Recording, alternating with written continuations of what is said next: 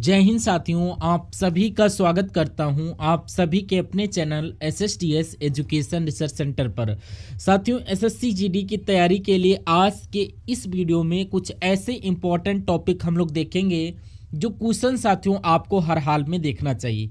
यानी कि अगर आप कोई किताब पढ़ रहे हो तो मैं कहूँगा अपनी किताब पढ़ने से पहले इन सवालों को देख लीजिए, क्योंकि ये सवाल आपके लिए सबसे इम्पोर्टेंट हैं SSC GD कांस्टेबल एग्जाम को क्रैक करने के लिए। तो आज इस वीडियो को क्रैक करने के लिए चारों विषयों का हम लोग निचोड़ देखेंगे, हिंदी, रीजनिंग, जीके, मैथ। और जो क्वेश्चन साथियों मैं आपको करवाऊं वो सारे के सारे क्वेश्चन आप लोग कर लेना, और क्वेश्चन से संबंधित जो भी जानकारी आपको देता रहता हूं उन सबको आप लोग तैयार कर लेना। और समझ लीजिएगा पेपर का बहुत सारा कंटेंट आपको देखने को मिलेगा। तो चलिए, फर्स्ट नंबर का क्वेश्चन आपको आपके स्क्रीन पर नजर आ रहा होगा। कह रहा है कि छली शब्द का विलोम बताइए। देखिए, छली शब्द का विलोम साथियों होता क्या है? क्या साथियों यहाँ पर चंचल होता है छली शब्द का विलोम? देखिए, अगर यहाँ पर बात करें यहाँ पर निश्चल, यानी कि छली शब्द का विलोम साथियों क्या होगा? निश्चल। और निश्चल शब्द का विलोम साथियों क्या हो जाएगा? छली हो जाएगा। और अगर आपसे चंचल का विलोम पूछा जाए तो आप लोग बता देंगे चंचल का विलोम साथियों स्थिर, और स्थिर का विलोम साथियों चंचल हो जाता है। और अगर आपसे साथियों निष्फल का विलोम पूछ लिया जाए तो आप लोग सफल बताएंगे। क्या बताएंगे? सफल बताएंगे। और उसके अलावा अगर अचल का विलोम पूछा जाए तो आप लोग चल बताएंगे। तो इतनी जानकारी आप लोग ध्यान रखेंगे। अब उसके बाद अगला सवाल आपकी स्क्रीन पर पूछा आपसे जा रहा है कि जिसे जानना आवश्यक हो। क्या साथियों? जिसे जानना आवश्यक हो उसके लिए एक शब्द क्या होगा, ये आपको साथियों यहाँ पर बताना है। देखिए, जिसे जानना आवश्यक है उसके लिए साथियों एक शब्द गे हो जाता है। क्या हो जाता है साथियों? गे हो जाता है। अगर आंसर आपका ऑप्शन नंबर डी हो जाता है, यह आपका बिल्कुल करेक्ट हो जाता है। अच्छा, जो जाना ना जा सके उसे साथियों अगे बोला जाता है। सवाल आपसे पूछा जाता है कि जो जाना ना जा सके, जो जाना ना जा सके उसके लिए एक शब्द अगर आपसे पूछा जाए तो आपको सदैव आगे बताना है।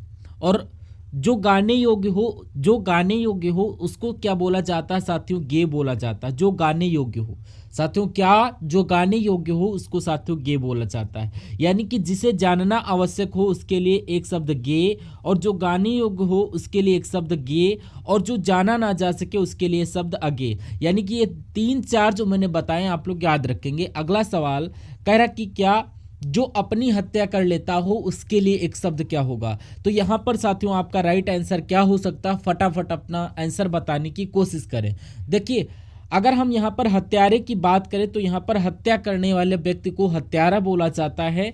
दुर्बल की अगर बात करें, जिसमें कोई बल ही ना हो, उसको क्या बोला जाता है? दुर्बल कहा जाता है। और जो अपनी हत्या कर लेता है उसके लिए साथियों एक शब्द पूछा गया, उसको साथियों आत्मघाती बोला जाता है। यानी कि जो अपनी हत्या कर ले उसे आत्मघाती बोला जाता है। आप लोग याद रखेंगे। उसके बाद अगले नंबर का सवाल आपसे पूछा क्या जा रहा है। देखिए, कह रहा कि निम्नलिखित में से शुद्ध वर्तनी वाला शब्द आपको बताना है कि शुद्ध वर्तनी वाला शब्द साथियों कौन सा। तो आपको साथियों बताना है निर्दय कैसे लिखा जाता है।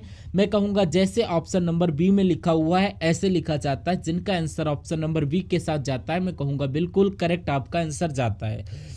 साथियों, मैं आपको बता दूं कि आपके लिए SSC GD एग्ज़ाम के जो टॉपिक्स हैं ये बहुत इंपॉर्टेंट टॉपिक आपको हमारे चैनल के प्लेलिस्ट में जा कर के, आप जब चैनल की प्लेलिस्ट को विजिट करोगे तो वहाँ पर SSC GD नाम से आपको प्लेलिस्ट आ जाएगी। वहाँ पर आपको एक्सपेक्टेड क्वेश्चन, यानी कि जो क्वेश्चन जिनको आने की जिन क्वेश्चंस की आने की संभावना बहुत ज़्यादा है उन सभी क्वेश्चंस को वहाँ पर सॉल्व करवा दिया गया है। और ये सारे के सारे लेक्चर आपको हमारे चैनल के प्लेलिस्ट में जा करके आपको वहाँ पर विजिट करना। मैं आपको बता दूं कि जैसे कोई करंट अफेयर का क्वेश्चन हो गया और वहाँ पर आपको जो उसके राइट आंसर होंगे वहाँ पर उनको आसानी से आपको सारे के सारे लेक्चर वहाँ पर मिल जाएंगे।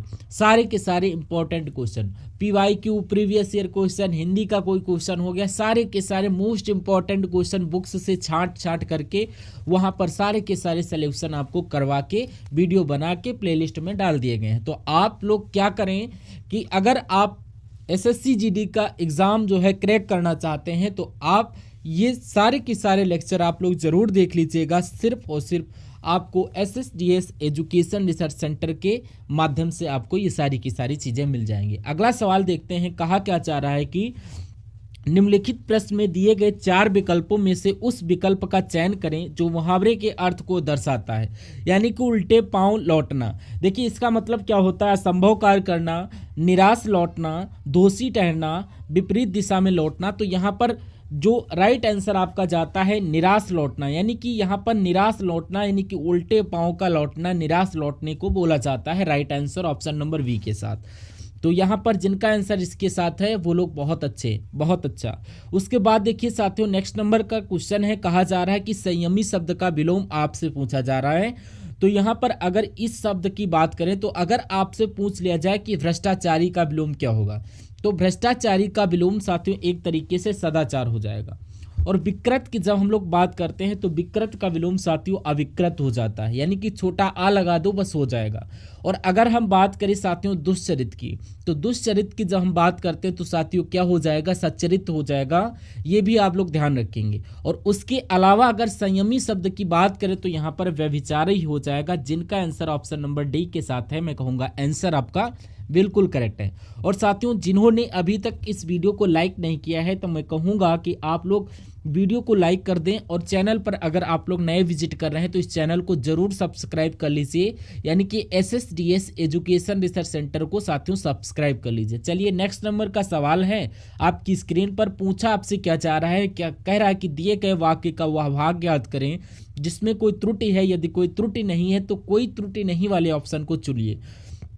कह रहा कि अगली गोष्ठी मेरे निवास स्थान में होगी। चलिए यहाँ पर अगली गोष्ठी जो है मेरे स्थान में नहीं आना चाहिए, यहाँ पर आना चाहिए। मेरे स्थान पर होनी चाहिए, ये होना चाहिए। तो दिक्कत कहाँ पर है, ऑप्शन नंबर 2 में है।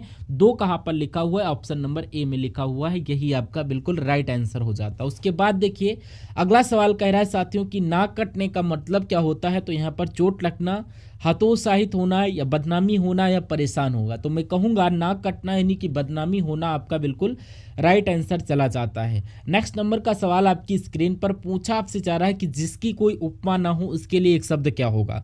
देखिए अगर अनुपम शब्द की हम बात करें तो वहाँ पर बोला जाता है जिसकी कोई उपमा ना हो। अगर आपसे यहाँ पर अद्वितीय के बारे में पूछे, जिसके समान कोई दूसरा ना हो, क्या जिसके समान कोई दूसरा ना हो। अगर एग्जाम में आपसे पूछ लिया जाए कि जिसके समान दूसरा ना हो, यानी कि उसके लिए एक शब्द आप लोग क्या बताओगे साथियों, तो वहां पर अद्वितीय बोला जाता है। देखिए वही चीजें मैं आपको बता रहा हूं जो एग्जाम में बहुत ज्यादा ट्रेंडिंग होती हैं। तो आप लोग साथियों इस सवालों को बहुत ही ध्यान से देखेंगे। अगर कल्पनातीत की बात करें तो यहाँ पर साथियों अगर आपसे ये पूछा जाए कि जो कल्पना से परे हो, क्या साथियों जो कल्पना से परे हो उसके लिए एक शब्द बताइए, तो वहां पर आपको बताना है कल्पनातीत। क्या बता देना है। और अगर अनूठे की बात करें तो जो एक तरीके से विशेष लक्षण प्रकट करे, यानी कि जो चीज अलग दिखे सबसे, तो सब लोग बोलते हैं तुम तो एक अलग ही तरफ जो है अनूठे हो, विशेषता है उसमें अलग। तो ये सारे के सारे चारों ऑप्शन आप लोग याद रखेंगे। अगले नंबर का क्वेश्चन साथियों कह रहा है कि गेह किसका पर्यायवाची है। तो ये साथियों आपका घर का पर्यायवाची हो जाता है। किसका हो जाता है साथियों, घर का पर्यायवाची होता है। और घर को और क्या क्या बोला जाता है, और घर की अगर बात करें तो साथियों यहाँ पर घर को आवास बोला जाता है। क्या बोला जाता है, घर को साथियों निकेतन बोला जाता है। ये भी आप लोग ध्यान रखेंगे। और घर की अगर बात करें तो क्या भवन नहीं कहा जाता, बिल्कुल। आलय नहीं कहा जाता, मैं कहूँगा बिल्कुल आलय कहा जाता है। निवास भी बोला जाता है, निवास स्थान भी बोला जाता है, और साथियों निवास भी बोला जाता है। उसके अलावा साथियों सदन भी बोला जाता है और भवन भी बोला जाता है। ये सारी के सारे पर्यायवाची इंपॉर्टेंट है, याद करना। और अगर आकाश की बात करें तो साथियों यहाँ पर आकाश की हम बात करें तो आकाश को अंबर, ये सब आपका रिवीजन हो रहा है। ये सारी की सारी चीजें आपको रिवाइज हो रही। आकाश को अंबर कहा जाता है, व्योम कहा जाता है। उसके अलावा क्या बोला जाता है, गगन बोला जाता है, बिल्कुल साथियों। उसके अलावा नभ बोला जाता है, और उसके अलावा अनंत भी बोला जाता है, और आकाश को शून्य भी बोला जाता है। क्या शून्य भी बोलते हैं आकाश की अगर बात करें तो यहाँ पर अंतरिक्ष भी बोला जाता है। ये भी चीजें आप लोग याद रखेंगे। और बादल के भी बहुत सारे पर्यायवाची पूछे जाते हैं। क्या बादल को मेघ नहीं बोला जाता, मैं कहूँ बिल्कुल मेघ बोला जाता। और एक ट्रिक याद रखें कि बादल में दा शब्द आ रहा है, तो बहुत सारे शब्द ऐसे शब्द हैं जिनके अंत में दा आता है और बादल के पर्यायवाची होते हैं। जैसे कि अगर बात करें यहाँ पर वारिद शब्द आ गया, अंत में दा है, बारिश बादल का शब्द आ गया। उसके अलावा अगर नीरद शब्द की बात करें, नीरद में अंत में दा है, बादल का पर्यायवाची हो गया। उसके अलावा और मैं आपको बता दूं अम्बुद, अम्बुद में अंत में दा है, बादल का पर्यायवाची हो गया। तो ये चीजें साथियों आप लोग यहाँ पर ध्यान रखेंगे। और पर्वत की अगर यहाँ पर हम बात करें तो साथियों पर्वत के कौन कौन से पर्यायवाची आपसे एग्जाम में पूछे जाते हैं। तो पर्वत को क्या शिखर कहा जाता है, मैं कहूँगा बिल्कुल पर्वत को शिखर बोला जाता है। पर्वत को क्या पहाड़ भी बोला जाता है, बिल्कुल पर्वत को पहाड़ भी बोला जाता है। और इसको नभ भी बोला जाता है। और ये चल नहीं सकता है तो ये अचल भी कहलाता है। उसके बाद नेक्स्ट नंबर का सवाल आपकी स्क्रीन पर है साथियों, कह रहा है कि क्या, थोड़ा यहाँ पर आपसे पूछा जाता है एक क्वेश्चन, यहाँ पर शुद्ध वर्तनी वाला शब्द आपको बताइए। यानी कि यहाँ पर शुद्ध वर्तनी वाला शब्द कौन सा है, यानी कि अक्षोहिणी कैसे लिखा जाएगा, जैसे ऑप्शन नंबर आपका सी में लिखा हुआ है, ये आपका राइट हो जाता है। चलिए कोई दिक्कत नहीं है, यहाँ पर शुद्ध वर्तनी वाला शब्द था वो आ चुका है। उसके बाद देखिए साथियों नेक्स्ट नंबर का सवाल आपकी स्क्रीन पर कहा क्या जा रहा है कि स्वतंत्रता संग्राम में हजारों देशवासियों ने अपना प्राण त्याग दिया, अपना प्राण त्याग कर दिया, ये है। तो यहाँ पर अगर बात करें साथियों अपना प्राण त्याग दिया, यानी कि इसमें दिक्कत लग रही है, यहाँ पर सही क्या आएगा, अपना प्राण त्याग दिया ये आएगा, या अपने प्राण न्यौछावर कर दी ये आएगा, या किसी बदलाव की आवश्यकता नहीं अपना प्राण त्याग दिया। तो मैं कहूँगा अपने प्राण न्यौछावर कर दिए, ये सबसे सटीक और सबसे सही जवाब आपका हो जाता है। उसके बाद देखिए अगले नंबर का सवाल आपकी स्क्रीन पर कहा जा रहा है कि मैंने और उसने घूमने जाना। तो अब यहाँ पर अगर बात करें साथियों दिक्कत आपको बताना है ये कहाँ पर आ रही है और कैसे साथियों ये आपकी अशुद्धि दूर होगी। तो मैंने और उसने यहाँ पर नहीं होना चाहिए, यहाँ पर मुझे और उसने घूमने जाना है, मुझे और उसे घूमने जाना है ये आना चाहिए। क्या साथियों यहाँ पर मुझे और उसे यहाँ पर आना चाहिए, मुझे और उसे यहाँ पर आना चाहिए। तो दिक्कत यहाँ पर ऑप्शन नंबर 1 वाले में है, जो कि ऑप्शन नंबर सी में लिखा हुआ है, ये आपका बिल्कुल करेक्ट आंसर हो जाता है। बहुत बढ़िया, वेरी गुड क्लास। अगला सवाल आपकी स्क्रीन पर कहा क्या जा रहा है साथियों कि हरिश्चंद्र के सदृश कोई सत्यवादी नहीं हुआ। तो इसमें आपको बताना है दिक्कत कहाँ पर है, मुझे बताइए।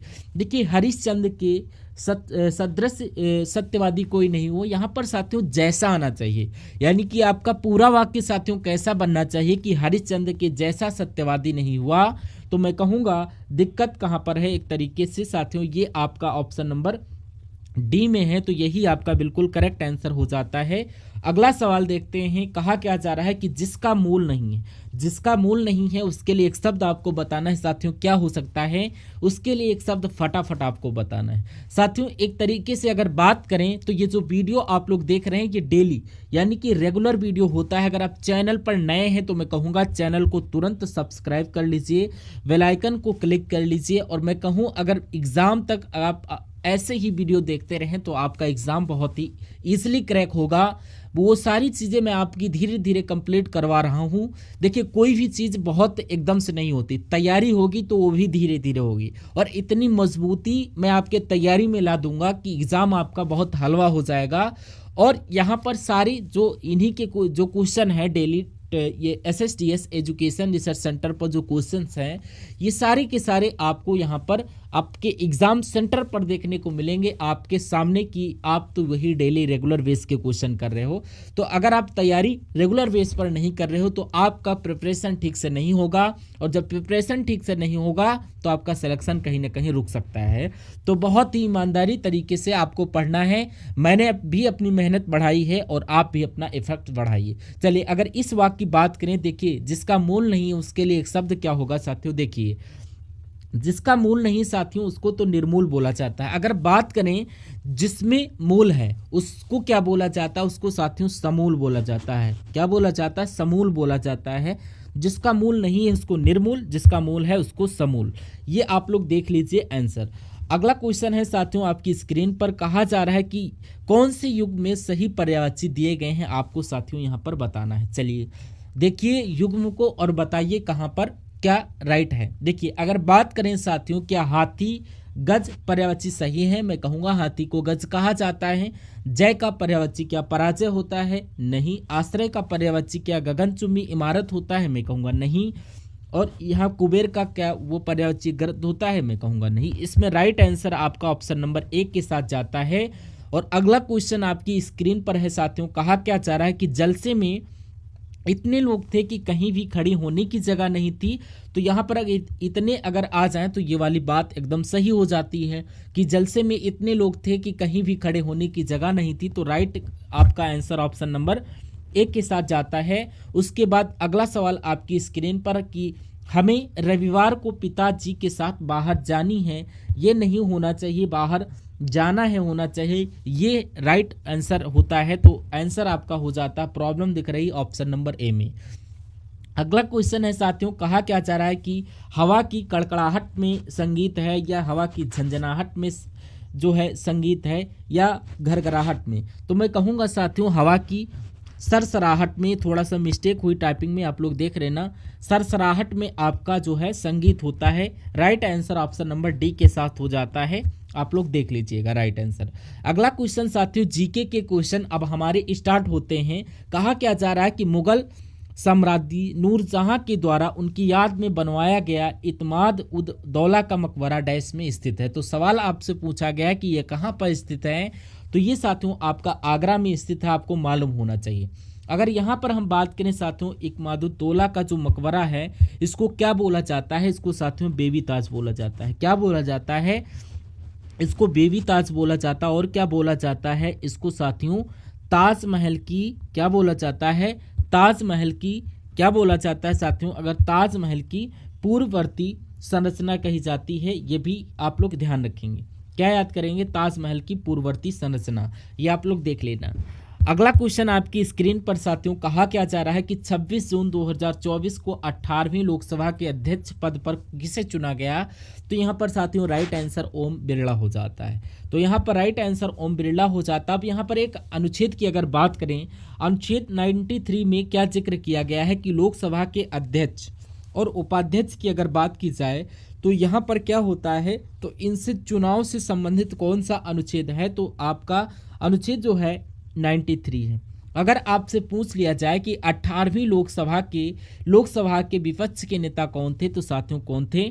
राहुल गांधी थे। ये भी आप लोग याद रखेंगे, कौन थे? राहुल गांधी थे। अब उसके बाद अगले नंबर का सवाल आपकी स्क्रीन पर पूछा क्या जा रहा है कि भारतीय जनता पार्टी की स्थापना इनमें से किस वर्ष में हुई थी? तो भारतीय जनता पार्टी की स्थापना 1980 में हुई थी, आप लोग याद रखेंगे। अगर आपसे पूछा जाए कि भारतीय राष्ट्रीय कांग्रेस भारतीय राष्ट्रीय कांग्रेस की स्थापना कब हुई थी? तो कांग्रेस की अगर बात करते हैं तो इसकी स्थापना साथियों 1885 में हुई थी, ये आप लोग ध्यान रखेंगे, 1885 यहाँ पर।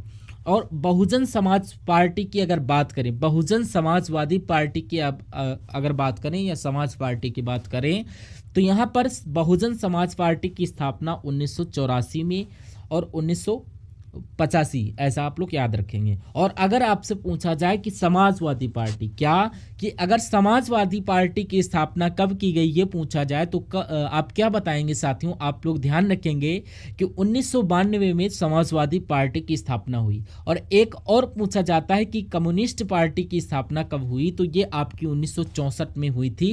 कम्युनिस्ट पार्टी की स्थापना 1964 में की गई थी, ये आप सभी लोगों को याद रखना है। अगला सवाल आपकी स्क्रीन पर पूछा आपसे जा रहा है कि निम्नलिखित में से किस राष्ट्रीय आंदोलन में पहली बार बड़े पैमाने पर महिलाओं की भागीदारी देखी गई? मुझे बताइए। देखिए यहाँ पर अगर हम बात करते हैं साथियों सविनय अवज्ञा आंदोलन की, तो सविनय अवज्ञा आंदोलन में एक तरीके से बहुत बड़े आमतौर पर महिलाओं ने भाग लिया था। और इस आंदोलन का नेतृत्व अगर पूछ लिया जाए किसके द्वारा किया गया था, तो गांधी जी के द्वारा इस आंदोलन का नेतृत्व किया गया था। और ये आंदोलन साथियों 1930 में स्टार्ट हुआ था, ये भी आप लोग साथियों यहाँ पर याद रखेंगे, इंपॉर्टेंट पॉइंट है। अगला क्वेश्चन है, कह रहा कि प्रोटोजोआ किस रोग के वाहक होते हैं या कारक होते हैं? तो मैं कहूं कि ये मलेरिया रोग के वाहक होते हैं। आप लोग राइट आंसर याद रखेंगे, ऑप्शन नंबर किसके साथ जाएगा? आपका ऑप्शन नंबर 1 के साथ जाएगा। अच्छा, आपसे जो सवाल पूछे जाते हैं मैं आपको वो बता दूं, जैसे कि पेचिस नामक रोग होता है। जो पेचिस रोग होता है ये किसकी वजह से होता है? ये साथियों आपको बताना है कि परजीवी की वजह से होता है। किसके द्वारा होता है? परजीवी के द्वारा होता है। और उसके अलावा अगर हम बात करें पायरिया रोग की, तो पायरिया रोग भी परजीवी की वजह से होता है। और उसके अलावा अगर बात करें एक काला आजार नामक रोग पाया जाता है। कहा क्या जाता है कि काला आजार नामक रोग किसकी वजह से होता है, तो ये भी परजीवी की वजह से होता है, आप सभी लोग याद रखेंगे। और अगर यहाँ पर पोलियो की बात करें कि पोलियो रोग जो होता है ये साथियों किसकी वजह से होता है, ये एक वायरस की वजह से होता है। किसकी वजह से होता है, वायरस की वजह से। तो अगला सवाल आपकी स्क्रीन पर अगर बात करें साथियों, मादा एनाफ्लिस की वजह से मलेरिया रोग होता है। अगला क्वेश्चन है कि मिट्टी की सबसे निचली परत को डैश कहा जाता है, यानी कि क्या बोला जाता है, उसको साथियों तल सेल बोला जाता है। ये आप लोग याद रखेंगे। राइट आंसर आपका ऑप्शन नंबर सी हो जाएगा। अगला सवाल है साथियों, कहा क्या जा रहा है आपसे कि तंजावुर के बृहदेश्वर मंदिर, जिसे पेरिया कोयल या बड़ा मंदिर भी कहा जाता है, ये किस भारतीय राज्य में स्थित है, बताइए। तो ये कहाँ पर स्थित है साथियों, ये आपका तमिलनाडु में स्थित है। राइट आंसर अगर तमिलनाडु की हम बात करते हैं तो बृहदेश्वर मंदिर, जिसको बेरू वदैया भी बोला जाता है कि या वेरिया कोयल भी बोला जाता है या बड़ा मंदिर भी इसको बोला जाता है और बेरू वेदैयार भी इसको बोला जाता है। इस मंदिर की अगर बात करें तो किसने बनवाया था, तो चोल शासक चोल शासक राज राम प्रथम के द्वारा बृहदेश्वर मंदिर का निर्माण करवाया गया, ये आप लोग याद रखेंगे। और इस मंदिर की अगर बात करें तो यूनेस्को के विश्व धरोहर स्थल में ये मंदिर शामिल है। ये कब से कब तक, यानी कि 1003 से और 1010 की अगर बात करें तो इसके बीच इस मंदिर का निर्माण हुआ, इन बीच के दौरान। उसके बाद अगला सवाल बहुत अच्छा क्वेश्चन है। क्या कहा जा रहा है कि बाबर ने डैश नामक युद्ध पद्धति की शुरुआत की, जिसमें सेना को विभिन्न डिवीजन में विभाजित कर दिया था ताकि दुश्मन को हर तरफ से घेरा जाए। देखिए, अगर बाबर की हम यहाँ पर बात करते हैं, जो पानीपत का प्रथम युद्ध हुआ था, आपको मालूम होगा कि आपने बहुत बार पढ़ा होगा कि जो पानीपत का प्रथम युद्ध जो हुआ था, ये साथियों 1526 में हुआ था। कब हुआ था, 1526 में हुआ था। और ये युद्ध साथियों बाबर और इब्राहिम लोदी के बीच हुआ था।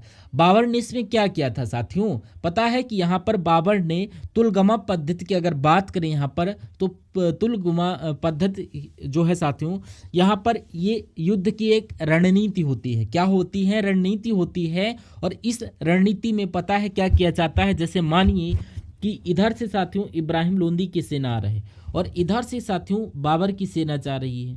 और बाबर की जो तुलगमा पद्धति थी, इसके अकॉर्डिंग क्या था साथियों कि कुछ सैनिक इस सेना को इधर से घेरेंगे, कुछ सैनिक साथियों इसको इधर से घेरेंगे और कुछ सैनिक इसको इधर से घेरेंगे। यानी कि 3 तरफ घेरने की एक तरीके से रणनीति थी। और इस रणनीति की वजह से क्या एक तरीके से इसमें जीत पाई थी। अगर देखा जाए कि 1526 में जब पानीपत का प्रथम युद्ध हुआ था, तो इसमें ज़्यादा सैनिक थे। इसके जो सैनिकों की जो तादाद थी, इसके सेना जो थी ये बड़ी थी और बाबर की सेना छोटी थी।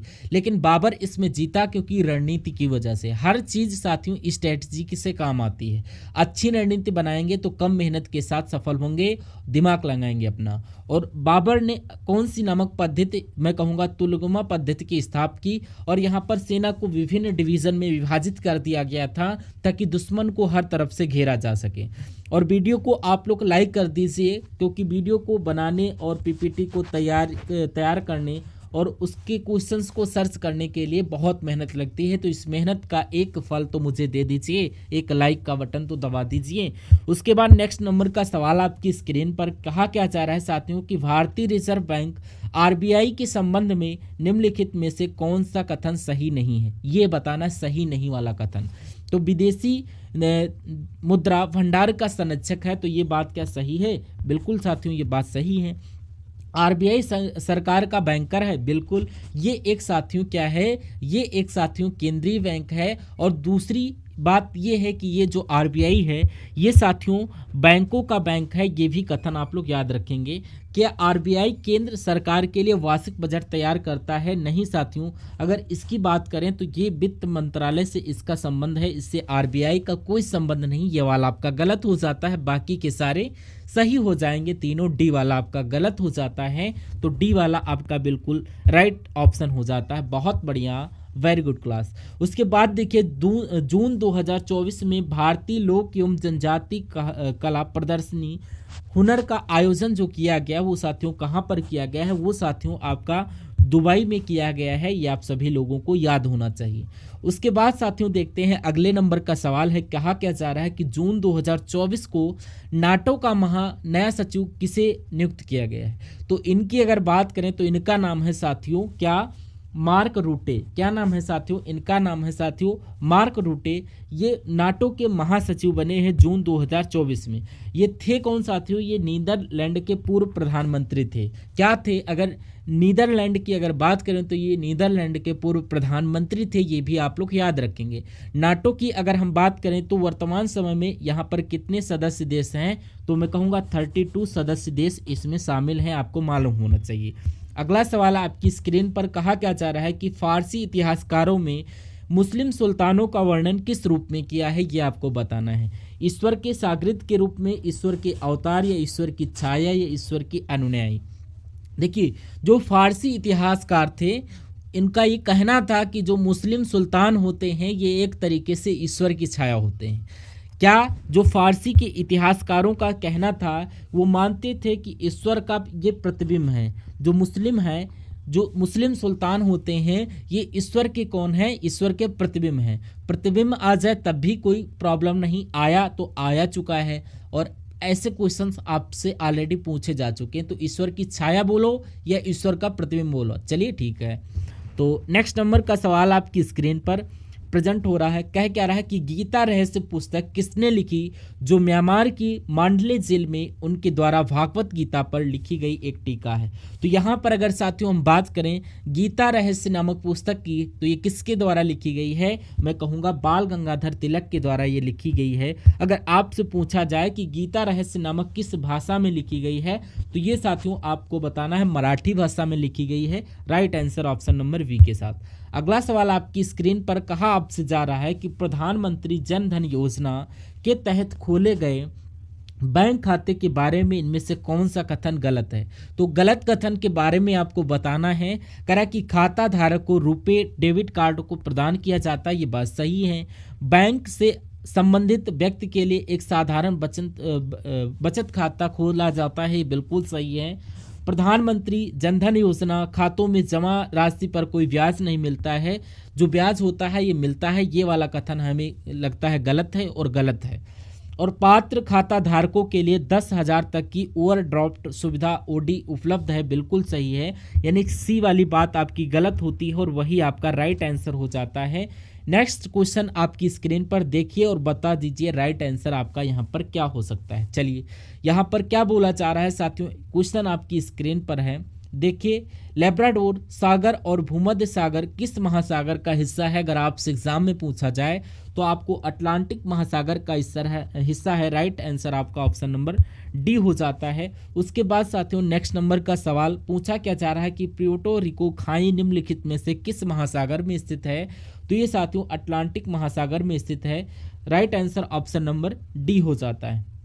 उसके बाद अगला क्वेश्चन साथियों पूछा जा रहा है किसी द्रव का उसके क्वथनांक के कम किसी भी तापमान पर गैस में परिवर्तन इस नाम से जाना जाता है, ये आपको बताना है। तो इसको साथियों क्या बोला जाता है, वाष्पीकरण बोला जाता है। अगर डायरेक्ट आपसे पूछा जाए तो राइट आंसर आपका वाष्पीकरण हो जाता है। अगला क्वेश्चन है साथियों कि किस संशोधन अधिनियम के अनुसार बेटे बेटियों और उनकी माता को पारिवारिक संपत्ति में बराबर हिस्सा प्रदान किया गया है। तो मैं कहूं कि यहाँ पर जो आपका हिंदू उत्तराधिकार संशोधन अधिनियम जो है 2005, इसके अकॉर्डिंग आपको ये प्रावधान मिलता है। और उसके अलावा कुछ क्वेश्चन के बाद हम लोग जो है रीजनिंग के क्वेश्चन करेंगे, इंपॉर्टेंट क्वेश्चन होंगे। आपसे उम्मीद करता हूं कि आप लोग सेशन को एंड तक जरूर वॉच करेंगे आपके प्रिपरेशन को बेहतर बनाने के लिए। चलिए अगला क्वेश्चन है साथियों, यहाँ पर पूछा क्या जा रहा है कि हमसे निम्नलिखित में से कौन सी स्थिति चाय बागानों का नुकसान पहुंचा सकती है। तो 35 डिग्री सेल्सियस से अधिक तापमान, छायादार वृक्षों के नीचे रोपण, 150 से 300 सेंटीमीटर के बीच वर्षा या गर्म और आर्द्र जलवायु, मैं कहूँगा राइट आंसर आपका किसके साथ जाएगा, ऑप्शन नंबर ए के साथ जाएगा। अगला देखिए साथियों, कहा क्या जा रहा है कि लेटराइट मिट्टी में निम्न में से किस ऑक्साइड की कमी हो जाती है, तो मैं कहूँगा आपके यहाँ पर सिलिकॉन मिट्टी के कारण आपका ये होता है। अगला क्वेश्चन आपकी स्क्रीन पर यहाँ पर आपके साथियों अब रीजनिंग के क्वेश्चन स्टार्ट हो चुके हैं। क्वेश्चन को ध्यान से पढ़िएगा और राइट आंसर बताने की कोशिश करिएगा। कहा क्या जा रहा है साथियों कि कहा जा रहा है कि कुछ बोल्ट पेन है, मान लेते हैं साथियों कि ये आपके वोल्ट हो गए और कुछ बोल्ट यानी कि इतने बोल्ट क्या हो गए साथियों, ये पेन मान लेते हैं, और कुछ स्टेंसिल बोल्ट हैं यानी कि कुछ स्टेंसिल बोल्ट है, मैं कह सकता हूँ कि इतने जो हैं स्टेंसिल्स हैं इसको मान लेते हैं और कुछ स्टेंसिल्स आपके बोल्ट हो गए। अब निष्कर्ष को साथियों देखिए और बताइए कौन सा निष्कर्ष गलत है और बताइए। कह क्या रहा कि केवल निष्कर्ष अनुसरण करता है, मतलब कि अगर आपसे पूछा जाए निष्कर्ष कि कोई भी स्क्रू स्टील नहीं है, अगर निष्कर्ष जो होता है नेगेटिव में आ जाता है तो उसका कोई मतलब नहीं होता है। तो यहाँ पर कुछ पेन स्टेंसिल है तो ये भी आपका गलत होता है। मैं कहूँगा कैसे कोई पेन स्टेंसिल हो जाता है, तो यहाँ पर ऐसा कहाँ लिखा हुआ है कि ना तो निष्कर्ष 1 और ना ही निष्कर्ष 2 अनुसरण करता है, तो ये आपका ऑप्शन नंबर सी हो जाता है। राइट आंसर आपका ऑप्शन नंबर सी के साथ जाता है। अगला क्वेश्चन देखिए साथियों आपकी स्क्रीन पर प्रेजेंट हो रहा है। इस सवाल को साथियों देखिए और मुझे बताइए कि आपका राइट आंसर यहाँ पर क्या हो सकता है। कह क्या रहा है कि 8 मित्र है, 2 पंक्तियों में एक दूसरे की ओर मुख करके बैठे हुए हैं, यानी कि 2 पंक्तियां मान लीजिए हम ऐसे बना लेते हैं और कितने लोग हैं, 8 मित्र हैं, यानी कि 4 मित्र होंगे, 1 2 3 4 मित्र इधर होंगे, 1 2 3 4। अब कह रहा है कि ए जो है ये डी के सामने है, तो मान लेते हैं कि ए डी यहाँ पर बैठा हो सकता है, लेकिन आमने सामने बैठे हो सकते हैं। अब ए डी के सामने बैठा है और बी और ई का पड़ोसी है, मतलब कहने का ये है कि ए जो है ये डी के सामने बैठा हुआ है और एक तरीके से ए और बी का एक पड़ोसी है। ये बात आपको समझ में आ गई होगी, ठीक है। अब अपनी अपनी पंक्तियों में एच और सी सबसे दाएं कोनों पर है। अगर हम इसको करें कि एच और सी जो है दाएं कोनों पर बैठे हैं, अगर एच को हम साथियों इधर बैठा लें तो एच का दायां ये होगा और एच भी दाएं पर है तो सी भी दाएं पर है, तो सी साथियों आपका यहाँ पर बैठेगा। ये बात क्लियर होगी। और तथा ई और एफ सबसे बाएं कोने पर बैठे हैं, तो ई और एफ बाएं कोने पर बैठे हैं, तो मान लेते हैं साथियों ई यहाँ पर बैठा देते हैं, ये बायां कोना हो गया, और अगर एफ को यहाँ पर बिठा दें ये हो गया। अभी हम देख रहे हैं साथियों अगर गलत बनेगा तो हम चेंजेस करने की कोशिश करेंगे। अब कह रहा है कि जी एफ के बगल में बैठा, क्या जी है, एफ देखिए यहाँ पर बैठा है तो जी जाहिर सी बात है यहाँ पर बैठा होगा। अब एक बार शुरू से पढ़िए प्रश्नों को। कह रहा है कि ए जो है ये डी के सामने बैठा है और बी जो है ये ई का पड़ोसी है, तो ई आपका ये हो गया और जो है आपका ए जाहिर सी बात यहाँ पर बनेगा। और बी के सामने कौन बैठा है, डी के सामने साथियों ए के सामने डी बैठा हुआ है, तो ऐसे बैठा जाएगा। और पूछा आपसे जा रहा है कि बी के सामने कौन है, तो मैं कहूँगा जी है और जी आपका बिल्कुल सही जवाब हो जाएगा। चलिए भाई अगला सवाल देखिए आपकी स्क्रीन पर। कहा क्या जा रहा है कि यूरोप का संबंध स्विट्जरलैंड से है। जो यूरोप का संबंध है स्विट्जरलैंड से है, तो वही संबंध आपका एशिया का किससे है ये बताना है। चलिए देखिए यहाँ पर जैसे कि स्विट्जरलैंड जो है ये यूरोप महाद्वीप में है, उसी प्रकार जो जापान देश है ये एशिया महाद्वीप में है। इसी प्रकार राइट आंसर आपका ऑप्शन नंबर ए हो जाता है। अगला सवाल आपकी स्क्रीन पर है। कहा क्या जा रहा है कि उस विकल्प का चयन करिए जो नीचे दिए गए शब्दों के क्रम को दर्शाता है, जो जिस क्रम में हुए ये अंग्रेजी शब्दकोश में आते हैं। तो देखिए आर यू यहाँ पर है, आर ओ यहाँ पर है, आर यू यहाँ पर, आर ओ यहाँ पर है, तो मैं कहूँगा आर ओ पहले आता है ना कि आर यू, क्योंकि यू 21 पर आता है वो 15 पर आता है। अब देखिए ये पहले आएगा, ये ए पहले आएगा, तो यहाँ पर टी आई है और यहाँ पर टी ई है, तो मैं कहूँगा ये पहले आएगा क्योंकि जो 2 नंबर होगा वो पहले आएगा। उसके बाद साथियों ये 4 वाला आएगा। अब इसमें से देखिए आर यू बी पहले आएगा, जो आर यू टी तो पहले आएगा ना, पहले आएगा साथियों ये वाला, और उसके बाद साथियों 5 वाला आएगा, और बच्चा फिर 3 वाला, तो यानी कि 3 वाला, यानी कि 241 53 आपका कहाँ पर लिखा हुआ है, ये आपका ऑप्शन नंबर ए में लिखा हुआ है। ये आपका बिल्कुल राइट आंसर हो जाता। बहुत बढ़िया, वेरी गुड क्लास। अगर आपने साथियों अभी तक लाइक नहीं की है तो आपसे रिक्वेस्ट करना चाहूँगा कि आप लोग वीडियो को एक बार लाइक कर दें। चलिए अब हम लोग इस सवाल पर बढ़ते हैं। कहा क्या जा रहा है कि 11 है, और सॉरी यहाँ पर 11 है, 9 है, फिर 15 है, 41 है। फिर आपको बताना है कि यहाँ पर कौन सा नंबर आएगा 41 के बाद, मुझे बताइए। अगर हम यहाँ पर साथियों 11 से किस पर जाएं, अगर 11 पर हम 9 पर जाएं तो हम कहेंगे कि हमें 2 घटाया है, और 9 से साथियों 15 पर जाएं तो हम क्या कहेंगे, ये बढ़ेगा 6 बढ़ेगा, लेकिन ये लफड़े खराब हो जाएंगे, बनेगा नहीं। तो मेरे हिसाब से ये लॉजिक फेल हो जाता है, ये लॉजिक नहीं लगेगा। दूसरा लॉजिक कौन सा लगेगा, अगर हम 9 से देखें, 9 की गुणा हम अगर 2 से करा दें और उसमें से 3 घटा दें तो 15 आ जाएगा। 9 2 18, 3 माइनस 15। और उसी प्रकार अगर 15 की गुणा 3 से करा दें 45 आ जाए, और 4 से करा दें तो ये क्या आ जाएगा, यहाँ पर कुछ बनेगा।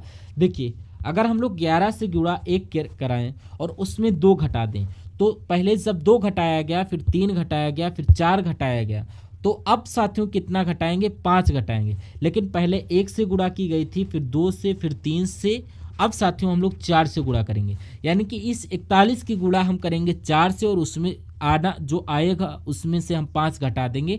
तो यहाँ पर जब हम घटाते हैं तो कितना आपके सामने आएगा, 159। क्योंकि 159 जो आएगा ऑप्शन में अगर है तो मैं कहूँगा बिल्कुल सही, हमारा राइट आंसर यही जाता है।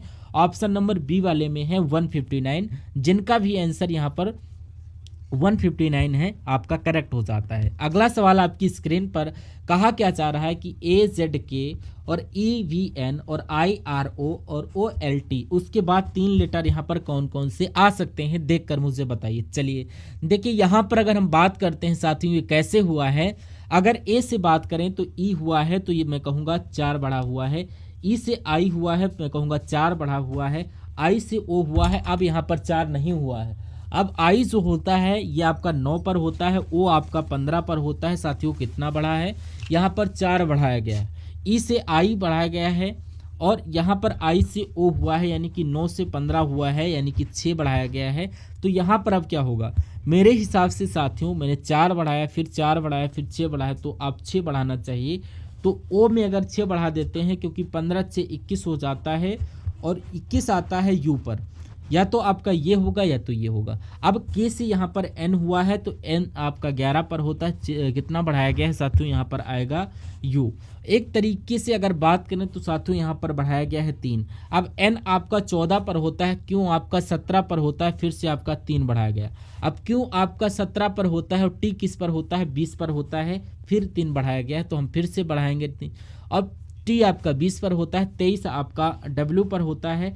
यू और डब्ल्यू ऑप्शन नंबर सी वाले में होता है। राइट आंसर आपका ऑप्शन नंबर सी के साथ जाएगा। अगर इसकी बात करें कि जेड से वी कैसे हुआ, तो जेड 26 पर होता है और वी आपका 22 पर होता है, ये घटाया गया। वी आपका 22 पर होता है और आर 18 पर होता है, फिर से यहाँ पर घटाया गया। और आर आपका 18 पर होता है, एल आपका 12 हुआ, अब आपका 4 हुआ, तो यहाँ पर अब एकदम से 6 घटाया गया। और उसी प्रकार से 4 घटाया गया, 6 घटाया गया, फिर घटाएंगे तो एल 12 पर होता है, 6 घटाएंगे तो आपका एफ आ जाता है, और आपका एफ यहाँ पर आना चाहिए। तो ठीक है ना साथियों, समझ गए हैं। आपको मुझसे पहले आंसर देना होगा, जब तक मैं आपको समझाने में कोशिश करता हूँ तब तक आपका आंसर आ जाना चाहिए। अगर ऐसा है तो मैं कहूँगा आपकी तैयारी बहुत शानदार चल रही है, और इसी क्रम में अपनी तैयारी को लेकर चलना है।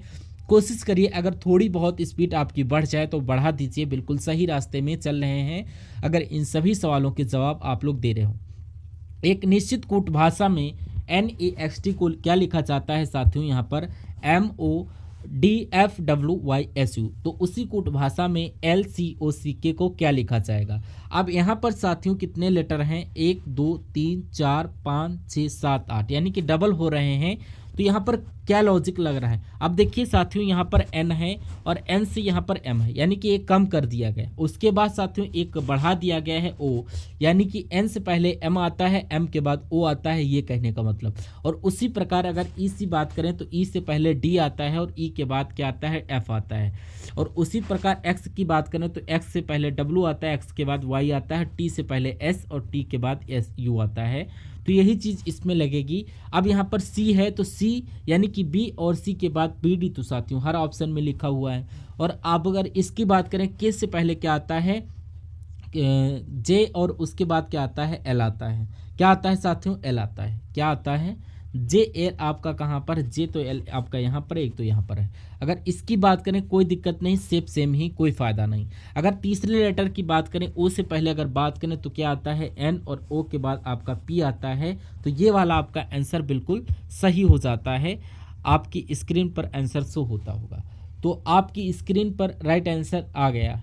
नेक्स्ट नंबर का क्वेश्चन आपकी स्क्रीन पर कहा क्या गया है साथियों कि इसमें से सबसे असंगत आपको बताना है कि सबसे असंगत ऑप्शन कौन सा, देखिए और बताइए सही जवाब आपका क्या हो सकता है।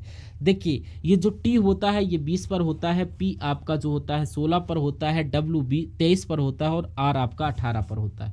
उसी प्रकार डी आपका जो होता है वो आपका जो होता है इस पर होता है, 3 पर होता है और 4 पर होता है और ये। और उसी प्रकार आपका बात करें तो बी आपका 2 पर होता है, एक्स आपका 24 पर होता है और ई आपका 5 पर होता है, वी आपका 22 पर होता है।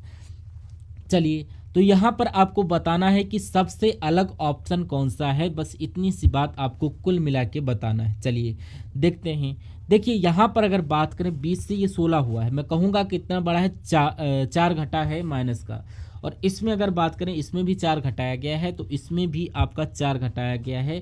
क्या इसमें 4 घटाया गया है? बिल्कुल इसमें 4 घटाया ही गया है। क्या एक तरीके से कहीं ना कहीं 4 घटाया ही गया है। चलिए कोई दिक्कत नहीं है। इसकी अगर बात करें तो कितना घटाया गया? 5 बिल्कुल। और इसकी बात करें तो 5 बिल्कुल, इसमें 5, इसमें भी 5। और अगर इसमें बात करें कितना घटाया गया है तो इसमें साथियों क्या 5 घटाया गया? इसमें तो नहीं घटाया गया, तो मैं कहूँगा इसमें नहीं घटाया गया है, तो ये सबसे अलग हो जाएगा। तो यही आपका बिल्कुल सही जवाब हो जाएगा।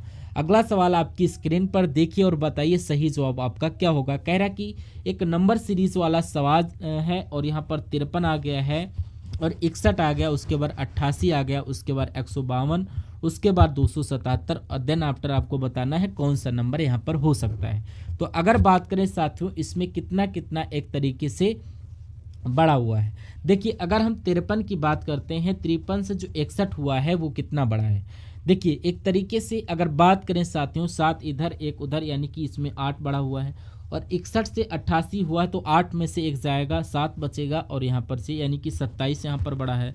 88 से 152 हुआ है तो हमें घटाना है 152 में से 88 को, तो मान लीजिए यहाँ पर 12, 12 में से 8 जाएगा 4 और ये आपका 14, 14 में से 8 जाएगा 6 बचेगा, यानी कि 64 आ जाएगा। अगर यहाँ पर बात करें तो यहाँ पर आप अगर 27 में से 15 घटाते हैं तो ये 25, यानी कि ये 12। अब यहाँ पर आपको बताना है ये कितना। अब थोड़ा सा आप लोग अगर ध्यान से देखेंगे तो आपका जो ये है ये आपका 2 का क्यूब होता है, ये आपका 3 का क्यूब होता है, ये आपका 4 का क्यूब होता है, ये आपका 5 का क्यूब होगा और ये यहाँ पर 6 का क्यूब आता है। 6 का क्यूब आपका क्या होता है एक बार मुझे बता दीजिए। देखिए 216 होता है साइज, 6 36 हो जाएगा, 6 18 19 20, यानी कि 6 36 3 हो गया, 6 18 यानी कि 216 होता है।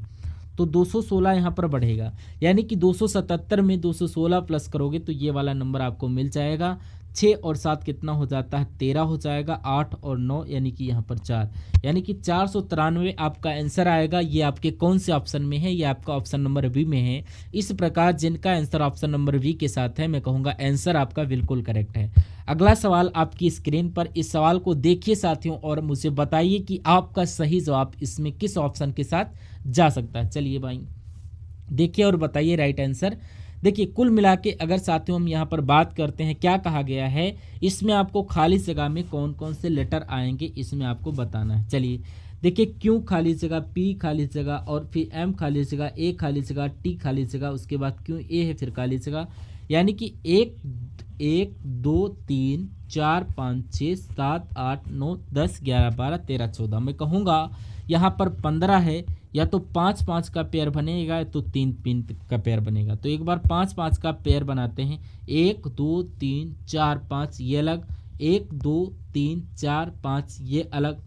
आप देखेंगे सबसे अंत में यहाँ पर अगर बात करें तो यहाँ पर एम है और यहाँ भी एम है, तो मैं कहूँगा यहाँ पर भी एम आ जाना चाहिए। शुरू में साथियों यहाँ पर क्यों है, तो यहाँ पर भी क्यों आपका आ जाना चाहिए, ठीक है ना। उसके बाद यहाँ पर क्यू ए हो चुका है और यहाँ पर साथियों क्यू ए भी कर लीजिए आप।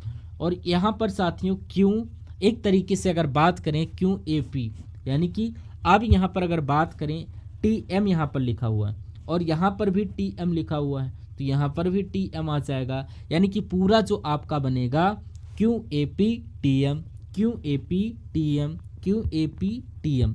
यानी कि अब आपको अगला काम ये देखना है कि अपने पेन से आपने कौन कौन से लेटर लिखा है। आपने लिखा है ए टी, क्या लिखा है, उसके बाद क्यू पी एम आपने लिखा है पी। यानी कि आपको देखना है ये ऐसा कहाँ पर लिखा हुआ है ए पी क्यू और A P A T Q M P, ऐसा कहाँ पर लिखा हुआ है साथियों। ऐसा आपका ये ऑप्शन नंबर साथियों किस ऑप्शन के साथ जाता है, थोड़ा सा इसमें जो है मिसप्रिंट हुई है, यानी कि ए टी क्यू, यानी कि ए टी क्यू यहाँ पर जो है ए टी क्यू और पी आना चाहिए। पी यहाँ पर सॉरी छूट गया है, A T Q P M P ये आपका आना चाहिए। आप लोग थोड़ा सा मैच करना है, A T Q M Q P M P ये आपका आना चाहिए। अगला क्वेश्चन है साथियों आपकी स्क्रीन पर है। अब 2-3 क्वेश्चन और बाकी हैं, देन आफ्टर हम लोग मैथ के क्वेश्चन बात करेंगे। देखिए इस क्वेश्चन का जवाब हमें बताने की कोशिश करिए। कहा क्या चाह रहा है कि अकरम नागेश सॉरी अकरम क्या हुआ अकरम नागेश और यहाँ पर विक्रम जो है ये कहाँ पर बैठे हुए हैं साथियों। ये आपका जो है ये संपाल जो है किसी 5 भुजाओं के मेज के 5 कोनों पर बैठे हैं। तो यहाँ पर कुछ ऐसे मेज बनेंगी, रुको हम शेप ड्रॉ कर लेते हैं। देखिए सभी मेज के केंद्र की ओर अभिमुख होकर बैठे हैं, यानी कि यहाँ पर बोला जा रहा है कि ग्रीस जो है विक्रम के बाएं ओर, तो ग्रीस विक्रम के बाएं ओर यानी कि यहाँ पर, और अक्रम जो है सतपाल के बाईं ओर, और यहाँ सतपाल के बाएं दूसरे स्थान पर कौन बैठा है। तो यहाँ पर अगर 3 लाइनें हैं, एक तो आपकी यहाँ से लेकर यहाँ तक है दूसरी लाइन, और तीसरी लाइन आपकी ये वाली। हम इस वाली लाइन को स्किप करेंगे, हम इस वाली लाइन को देखेंगे और इस वाली लाइन को देखेंगे। क्यों? क्योंकि हमें यहाँ पर 2 लोग देखने को मिल रहे हैं जो सतपाल हैं। ये 2 चीज़ें हैं, सतपाल यहाँ पर हैं और सतपाल यहाँ पर भी है, तो ज़्यादा हमारे लिए बेटर हो जाता। कैसे कामपन मिल जाएंगे। सतपाल नागेश के बाईं ओर बैठा है बगल में, यानी कि सतपाल है नागेश के बाईं ओर, तो यानी कि नागेश को कहीं भी बिठा दो, यहाँ पर बिठाओ चाहे यहाँ पर बिठाओ, कहीं पर अगर बिठाते हैं हम तो आंसर हमारा आ जाता है। चलिए अब यहाँ पर नागेश को हम लोग बिठा दिए हैं और नागेश का मुख आपका इस तरफ है, यानी कि दायां इनका ये हो जाएगा, बायां ये हो जाएगा। अब नागेश के बाईं ओर बगल में कौन बैठा है, नागेश के बगल में साथियों आपका जो है साथियों नहीं बायां नहीं सतपाल बैठेगा, दाहिना और बायां। हाँ साथियों देखते हैं, नागेश के बाईं ओर साथियों बगल में सतपाल बैठा है, ये लिखा हुआ है, और सतपाल आपका यहाँ पर आ चुके हैं, मैंने ऑलरेडी पहले से बना रखा है। अब इसको पढ़िए, अकबर सतपाल के बाएं दूसरे स्थान पर बैठा है, यानी कि अगर हम बात करें साथियों जो सतपाल के बाएं दूसरे स्थान पर कौन बैठा है, अकबर बैठा है। तो सतपाल का बायां किधर हो जाएगा साथियों, एक तरीके से यहाँ पर हो जाएगा, तो यहाँ पर अकरम बैठ जाएंगे। तो इस वाली लाइन को यहाँ पर पढ़िए, यानी कि विक्रम के बाएं और तीसरे स्थान पर गिरीश बैठे हैं। अब तो एक ये जगह खाली है और एक ये जगह खाली। अगर यहाँ पर विक्रम के बाएं तीसरे स्थान पर यानी कि 1 2 3 बिल्कुल यहाँ पर गिरीश बैठ सकता है, तो विक्रम को हम लोग यहाँ पर बिठा चुके हैं और गिरीश यहाँ पर बिठा चुके हैं। तो सवाल में पूछा जा रहा है कि नागेश के दूसरे स्थान पर कौन है। नागेश आपके ये हैं, नागेश के दाएँ दूसरे स्थान पर जो हैं आपके कौन है, नागेश के दाएँ दूसरे स्थान पर आपके अकरम बैठे हैं। इनका राइट आंसर आपका अक्रम हो जाता है। अगला सवाल आपकी स्क्रीन पर देखिए सवाल को और बताइए सही जवाब आपका क्या हो जाता है। कह रहा किसी निश्चित कूट भाषा में SHEER को 21102220 के रूप में लिखा जाता है, उसी प्रकार NIGST को 16391022 के रूप में लिखा जाता है। और उसी प्रकार आपका RIGST को किस रूप में लिखा जाएगा ये आपको बताना है। चलिए देखिए, ऐसा तो नहीं साथियों कि हमें RIGST का कोड हमें इसमें से ही मिल जाए। देखिए R यहाँ पर लिखा हुआ है और R यहाँ पर, ये नहीं होगी क्योंकि इसमें कम लेटर्स हैं, इसमें ज़्यादा नंबर्स हैं, तो ये लॉजिक हमारा नहीं लगता है। दूसरे लॉजिक की अगर हम बात करें तो यहाँ पर कैसे सॉल्व होगा हमारा ये क्वेश्चन। यहाँ पर आपका जो है साथियों S है और S आपका जो है ये आपका 19 पर आता है, और यहाँ पर साथियों क्या हो गया 21 हो गया है, तो यहाँ पर 2 बढ़ा गया है। और H आपका 8 पर आता है, यहाँ पर 10 हो गया यानी कि 2 बढ़ाया गया। E 5 पर आता है तो 5 पर आता है। अब ये साथियों 2 ऐसे करके क्यों हो गया। अगर इसको हम देखें साथियों, ये आपका 18 पर आता है, ये 20 हो गया, यानी कि डबल ए को 2 लिखा गया है। डबल E 5 पर होता है, 3 माइनस किया गया है, तो ये आपका 2 आ गया। तो ये चीज़ आप लोग समझ गए। ऐसे नहीं जैसे कि N है, N आपका 14 पर आता है, 2 बढ़ाए 16 हो गया। और I की बात करें 9 पर आता है, ये तो और घटा दिया गया है। क्या किया गया है आइए देखते हैं। अगर यहाँ पर हम बात करते हैं साथियों, T आपका 20 पर आता है, तो यहाँ पर 2 बढ़ाया गया है। और H की बात करें तो यहाँ पर 10 हो जाता है, और G 7 पर आता है तो यहाँ पर 2 कर दिया है। अब I तो वैसे तो 9 पर होता है, लेकिन 6 घटाया गया है। तो ये चीज़ें आप लोग ध्यान रखेंगे, क्या कि ये चीज़ें आप लोग ध्यान रखेंगे। जैसे कि आपका यहाँ पर R है, R आपका 18 पर आता है, तो यहाँ पर 20 आ जाएगा। लेकिन I आया है, I आता है साथियों 9 पर। अगर बात करें यहाँ पर I की साथियों, तो I जो होता है ये 9 पर होता है, लेकिन इसमें यहाँ पर अगर 9 का 2 बढ़ाएंगे, 6 घटाएंगे, 2 बढ़ाएंगे नहीं लेकिन 6, क्योंकि ऊपर में हमने 6 घटाया, अगर 6 घटाएंगे तो 3 आएगा। तो 20 3 आपका कहाँ पर लिखा हुआ है, 20 3 आपका यहाँ पर होगा, सॉरी ये गलत थोड़ा लिखा हुआ है। R आपका 10 पर आता है, T आपका जो होता है 19 यानी कि 22, यानी कि आपका 20 39 10 22 ऑप्शन नंबर C में लिखा हुआ है। ये आपका बिल्कुल सही जवाब हो जाता है, right answer option number C। अगला क्वेश्चन है साथियों कि स्वीट्स को TZKOIN के रूप में लिखा जाता है, तो उसी प्रकार CHOICU के रूप में लिखा जाएगा।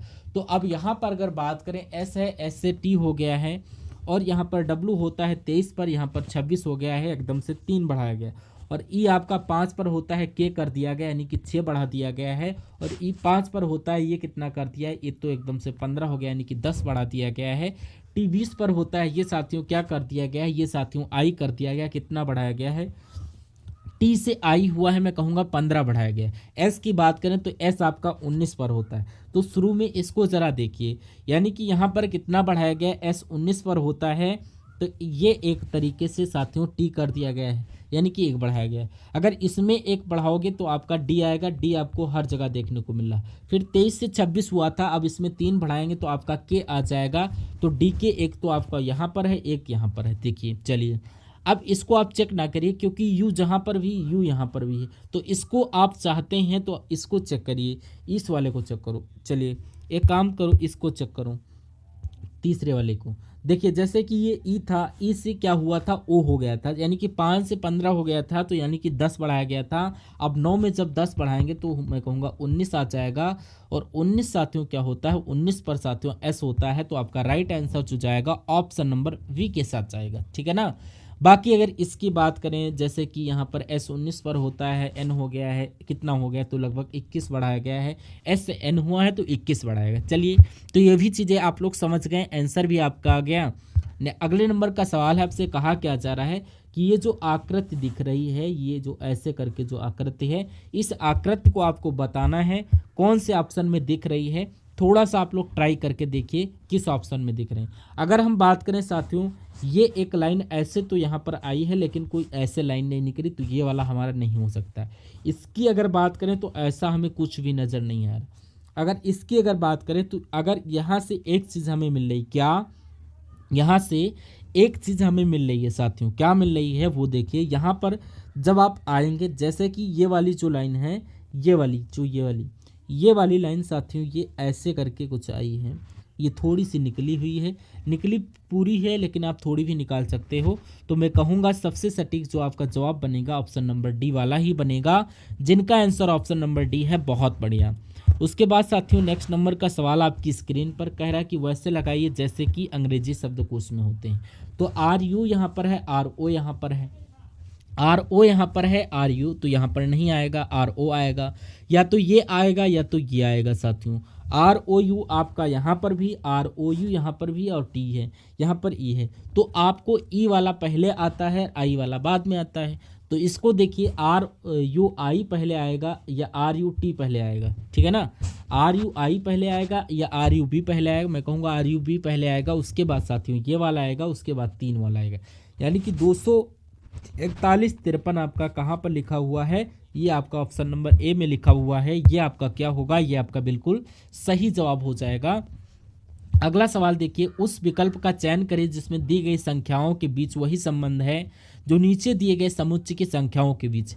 यानी कि जैसे जिस रूल के अकॉर्डिंग 36, 74, 55 बनाया गया है, तो वही लॉजिक आपको बताएं इन 4 ऑप्शन में से किस ऑप्शन में वो लॉजिक लगा है, बस इतनी सी बात आपको बताना है। चलिए एक काम करिए साथियों, अगर हम इन दोनों नंबर्स को आपस में जोड़ते हैं तो कितना बन जाता है, 6 4 10 बन गया, 1 लग गया, ये आपका 11 बन गया। यानी कि 110 है, ये यहाँ पर देखिए मैं बता दूं, अगर 110 हो जाता है, इसका अगर आधा कराते हैं तो ये आपका 55 बन जाता है। फिर उसी प्रकार इनको अगर हम जोड़ते हैं 185 हो जाता है, इनका अगर आधा करता है तो 85 बन जाता है, नहीं 40 और 50 एक तरीके से कितना हो जाता है साथियों, मैं कहूँगा 92 हो जाता है। 40 और 50 आपका 90 हो जाता है, और ये 52 है, तो ये साथियों 52। यानी कि इसको अगर साथियों आप आधा करेंगे तो यहाँ पर 2 चौक 8 यानी कि 46, तो मैं कहूँगा बिल्कुल, यानी कि जो रूल इसमें लगा है वही रूल ऑप्शन नंबर बी वाले में लगा है। तो ये क्या होगा, ये आपका साथियों बिल्कुल करेक्ट आंसर हो जाता है भाई, बहुत बढ़िया, वेरी गुड क्लास। उसके बाद देखिए साथियों अगले नंबर का सवाल है। अब यहाँ पर साथियों मैथ के क्वेश्चन स्टार्ट हो चुके हैं, तो इन सभी मैथ के क्वेश्चन को साथियों आप लोग तैयार कीजिए। मैं कहूँगा यहाँ से आपके कुछ क्वेश्चन आपको देखने को मिलेंगे, बस कुछ ही चेंजेस होंगे, बहुत ज़्यादा चेंजेस नहीं होने वाला। जैसे कि ये सवाल बहुत इंपॉर्टेंट है।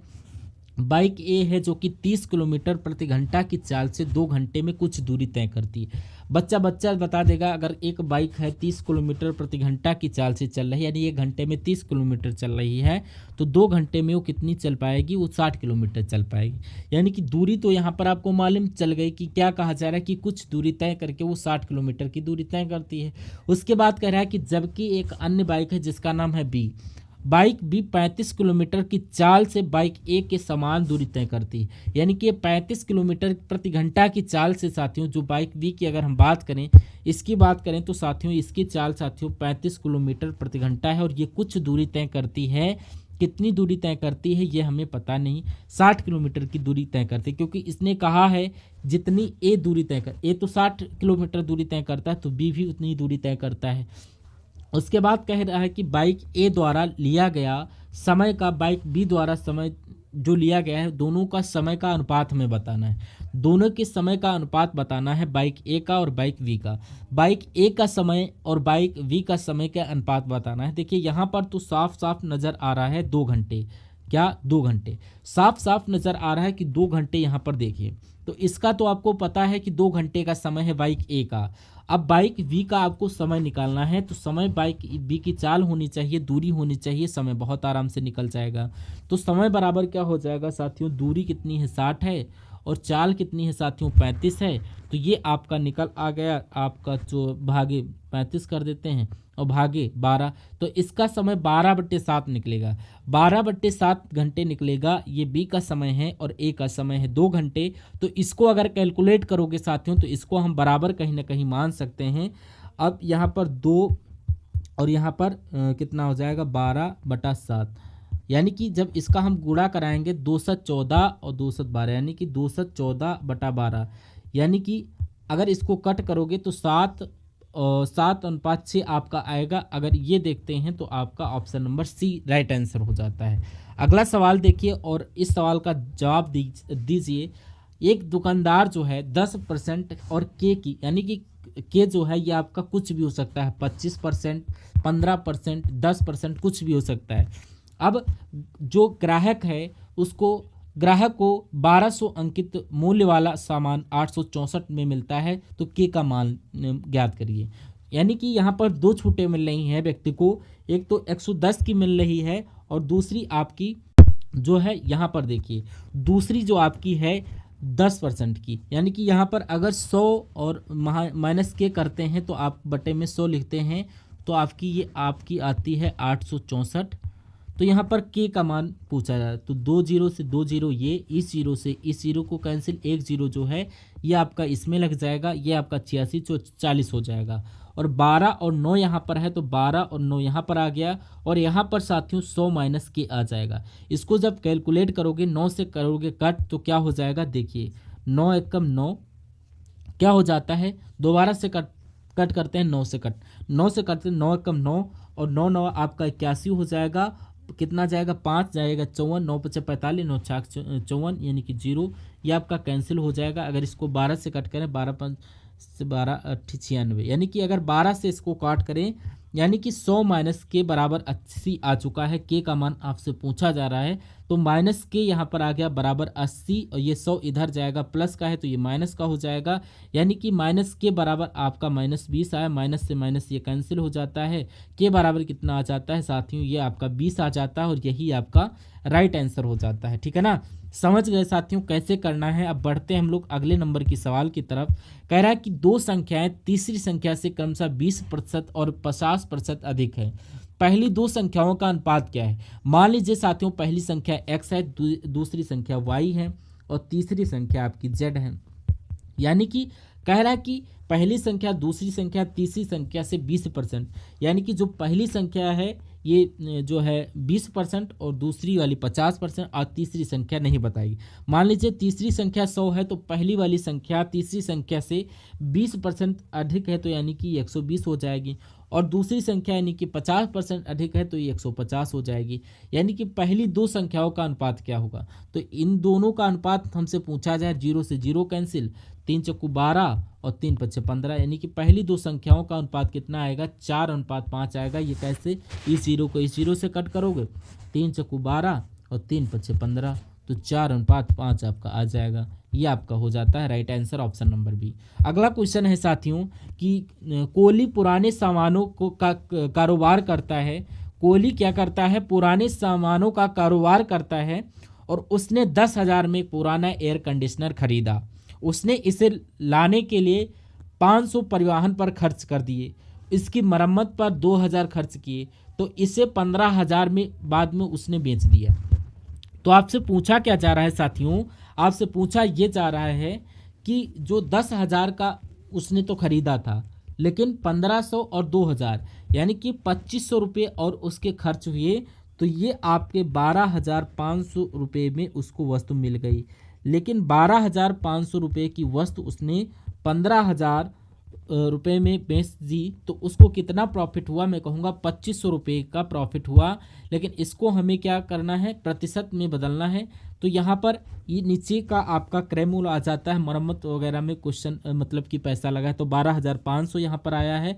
तो इन दो जीरो से ये जीरो कैंसिल, 25 से कम 25 और 25 पंचे 5 से कट करें, 5 दूरा 10 और यानी कि 0, यानी कि 20% आपका इसको कट पिट करोगे तो आपका 20% आपका प्रॉफिट होगा। इसलिए सही जवाब जिनका भी है ऑप्शन नंबर डी के साथ मैं कहूँगा आंसर आपका बिल्कुल करेक्ट हो जाता। बहुत बढ़िया, वेरी गुड क्लास। अगला सवाल आपकी स्क्रीन पर साथियों देखिए इस सवाल को और बताइए सही जवाब आपका क्या हो सकता है। चलिए, कह रहा है कि 3 व्यक्ति हैं, एक साथ सुबह की सैर पर निकलते हैं। उनके द्वारा चले गए कदमों की माप क्रमशः 70 सेंटीमीटर, 75 सेंटीमीटर, 80 सेंटीमीटर है। प्रत्येक द्वारा न्यूनतम दूरी तय की जानी चाहिए जिसमें वे सभी अपने पूर्ण कदमों में तय कर सके। यहाँ पर कुछ नहीं साथियों, आपको यहाँ पर एलसीएम निकालना है। जो संख्याएं हैं यहाँ पर 70 और 75 और 80 का, इनका अगर हम एलसीएम निकालें तो यहाँ पर अगर 2 से कट करते हैं तो यहाँ पर 35, 2 से 75 कट नहीं होगा तो 75 रखेंगे, ये 40 आ जाएगा।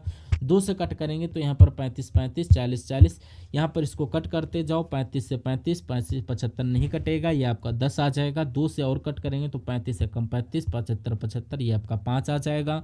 और अब एक काम करो, 5 सत्ते 35 हो जाएगा, 5 सत्ते 35 और 5 से कम 5, अब 5 में 25, 5 से कम 5, यानी कि अब काम करिए, एक बार 7 से कट करिए, एक बार 15 से कट करिए। अब इन सब की आप गुणा करवा लीजिए, 2 दूना 4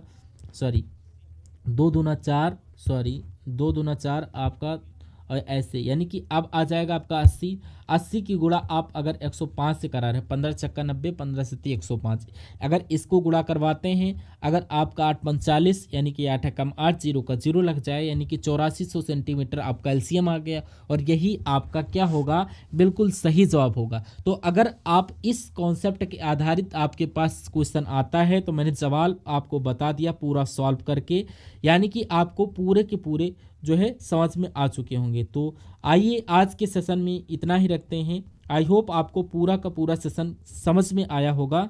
तो यहाँ पर आपको जो है सारे के सारे क्वेश्चन जो है आपको वीडियोस वगैरह जो है आप हमारे प्लेलिस्ट में जा कर के वहाँ पर देख सकते हैं। सारे के सारे वीडियोस आपको प्लेलिस्ट में मिल जाएंगे।